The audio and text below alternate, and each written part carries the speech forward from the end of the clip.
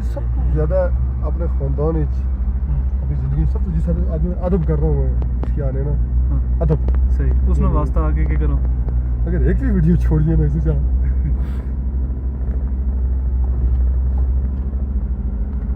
हाय हाय ये देखें आप जोश मुखिया बर्फ है 4 चौफेरी बर्फ है और उमड़ के लगी हुई है।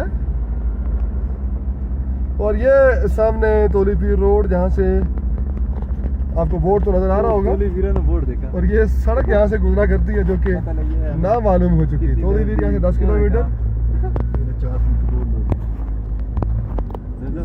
इस हटीना आपने सर इस टीना आपने जो बर्फ हो लिखी अगले फेरे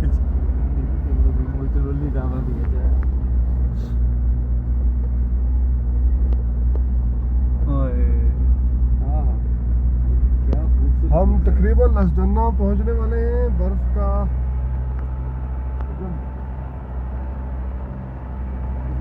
बर्फबारी हुई है। सड़क के दोनों तरफ